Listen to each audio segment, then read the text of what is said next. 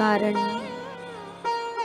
करुणावरुणालय भक्तवत्सल शरणागत भक्तवत्सल प्रेम मूर्ति भगवान श्री राधा गोविंद की असीम अनुकंपा से, असीम अनुग्रह से आज आप और हम इस महाराष्ट्र की पावन भूमि पर बैठकर, जो संतों की भूमि रही है,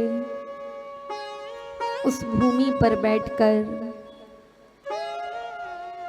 भगवान की अत्यंत सुंदर पतित पावनी मन को मोहने वाली श्रीमद् भागवत महापुराण की पावन कथा को श्रवण कर रहे हैं, कह रहे हैं। और ये सौभाग्य केवल और केवल प्रभु की अहेतु की कृपा है, अकारण की कृपा। हमने जीवन में कोई ऐसा पुण्य नहीं किया जिसके बल पर हम प्रभु की इस सुंदर महिमा का गान कर सके। जीवन में कोई ऐसा पुण्य भी नहीं है, इतनी आयु भी नहीं है, इतना ज्ञान भी नहीं है जिसके बल से आपको कह सकें कि आपको उपदेश करें। लेकिन प्रभु का एक नाम है अकारण करुणावरुणालय, जो अकारण ही जीव पर कृपा करते, और जब कृपा करने पर आते हैं तो योग्यता अयोग्यता नहीं देखते, पात्रता अपात्रता नहीं देखते, सक्षमता असक्षमता नहीं देखते। देखते हैं तो भक्त के मन का भाव, देखते हैं तो भक्त की नियत।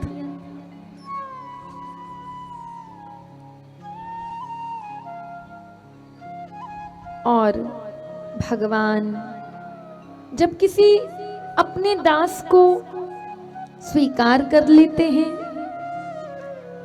उसके कल्याण की ठान लेते हैं, तो ये सारी प्रकृति उस पर कृपा करने के लिए बाध्य हो जाती है। जा पर कृपा राम की होई, ता पर कृपा करहि सब कोई। फिर उसे किसी सत्कर्म के लिए, भजन के लिए कोई प्रयास नहीं करना पड़ता। प्रयास उसे करना होता है जिसका अपना कोई बल होता है। लेकिन जो शरणागत भक्त श्री राधा रानी के चरणों का दास है, जिसने अपने तन को, जिसने अपने मन को, जिसने अपने सर्वस्व को प्रभु को अर्पण कर दिया, फिर उसका कोई कर्तव्य शेष नहीं रह जाता।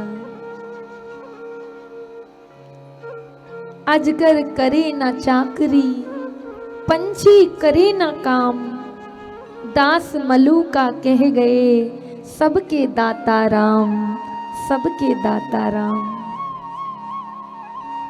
फिर उस शरणागत भक्त का हर कार्य प्रभु करते हैं। देखने में दिखाई देता है कि कोई व्यक्ति विशेष इस कार्य को कर रहा है। देने वाले हाथ किसी के भी हो सकते हैं, लेकिन उसके हृदय में बैठी राधा रानी ही उसे प्रेरित कर रही है। मदद के लिए उठने वाले हाथ किसी के भी हो सकते हैं, लेकिन जो मदद कर रहा है उसे प्रेरणा देने वाली केवल मेरी श्री राधा रानी। ये संसार ना कभी किसी का था, ना कभी किसी का है, और ना ही कभी किसी का हो पाएगा। इसलिए जो ऐसा जानकर कि मेरे प्रभु का ही कण कण में वास है, ऐसा जानकर जो सबसे प्रेम करता है, सबकी सेवा करता है, तो मेरी राधा रानी उसके शीश पर अपने दोनों हाथ रख देती।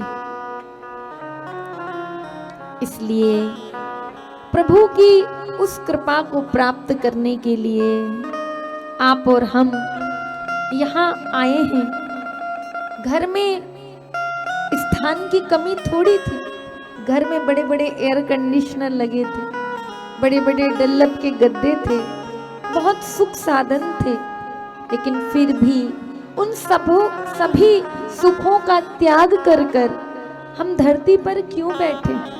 क्योंकि हम जानते हैं वो सारे भौतिक सुख हमें वो नहीं दे सकते जो हमें धरती पर बैठकर यहाँ प्राप्त हो जाए। इसलिए प्रभु ने अपनी कथा में आपको और हमें निमित्त बनाया।